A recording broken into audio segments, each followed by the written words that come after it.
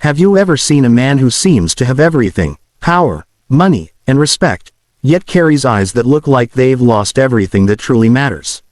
That was Ethan Cole, the youngest CEO in the city. A man who built an empire from nothing. But that afternoon, as the rain whispered against the glass of a small cafe on a quiet street, he wasn't the powerful CEO anymore. He was just a lonely soul. He sat by the window, untouched coffee growing cold, staring into the streets like he was searching for something, or someone, long gone. And that's when a little girl in a yellow raincoat stopped beside his table, tilted her head, and softly asked, "Are you okay, sir?" That one question, innocent yet piercing, changed his life forever. Cloud with Rain Chapter 1, The Weight of Success. Ethan Cole had everything people dream of. The shining office on the top floor, a company worth billions, and a calendar filled with meetings, deals, and decisions. But when the applause faded, and the doors of his penthouse closed, silence screamed louder than success ever could. He had built his empire at the cost of his heart. 5 years earlier, his wife, Emily, had walked out. She couldn't bear the distance anymore, the constant late nights, the empty dinners, the man who loved his work more than his world. They had a daughter, Lily, who was barely 6 when Emily left. Ethan told himself he'd win them back one day, after the next big deal, after the next award. But one day never came. His drive for perfection became a prison. His phone never stopped ringing, but his heart never stopped aching. And then one morning, he found an old photo in his drawer, Lily laughing as he carried her on his shoulders in the park. That smile, pure, innocent, unconditional. He realized he hadn't seen her in nearly 2 years. That afternoon, with no meeting scheduled for the first time in years, he walked out of his office and wandered the city, without a plan, without a purpose. The rain began to fall, light at first, then heavy.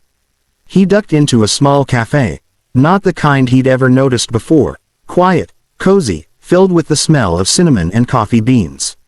He sat by the window, staring at nothing, memories flooding back. The sound of children laughing outside made his heart twist. He felt hollow. He hadn't cried in years. Not when he lost deals. Not when his marriage ended. But that day, something inside him broke. He wiped a tear quickly, hoping no one saw. But someone did. A small voice, gentle yet curious, said from beside him, "Are you okay, sir?" He looked up, and there she was.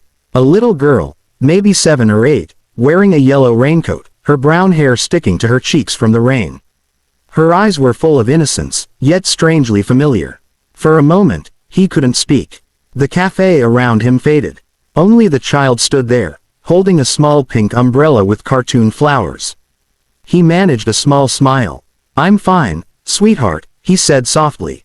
But she shook her head. "No, you're not. You look sad." Those words pierced through him deeper than any failure ever had. Before he could respond, her mother appeared, a kind-faced woman, apologizing quickly. "Lily, don't bother the man." Ethan froze. That name, Lily. The little girl smiled, waved, and followed her mother out the door, leaving Ethan sitting frozen, heart pounding. He whispered to himself, "Lily. Sun behind small cloud Chapter 2, The Second Chance." The next day, Ethan couldn't get that moment out of his head. The way she said his name, the familiarity in her eyes, it haunted him. He returned to the cafe the following afternoon, hoping, without admitting it, that he might see her again. Hours passed. She didn't come. He left a note with the barista, if a little girl named Lily comes here again, please give her this. He wrote, "Greater than, you reminded someone today that hearts can still heal.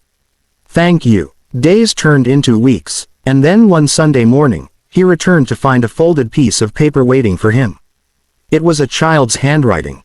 "Greater than, dear Mr. Mom said I can write you. You looked lonely. I was lonely too when my dad left. But Mom says people can come back if they really try. Are you trying?" Ethan's eyes blurred with tears. He had spent years building towers of glass and steel, but a little girl's letter built something far stronger inside him, hope. He didn't waste another day. He reached out to Emily. He didn't talk about work, or apologies rehearsed 100 times. He simply said, greater than, I'm sorry. I want to be her father again. I want to start over. Emily hesitated, but agreed to meet. When they met, she saw something she hadn't seen in years. Not the CEO, not the cold perfectionist, but the man she'd once fallen in love with. And then, standing beside her, holding a yellow raincoat in her hands, was his Lily.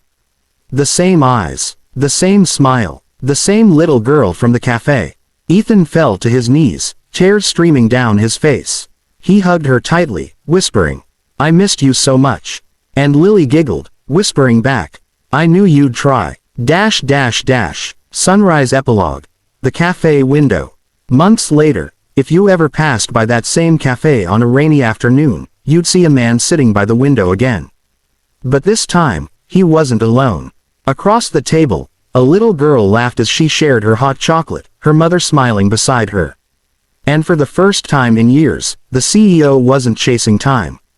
He was living it.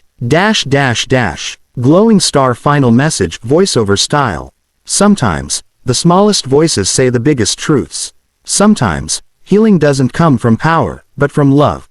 And sometimes, all it takes, is a little girl in a yellow raincoat asking, Are you okay, sir?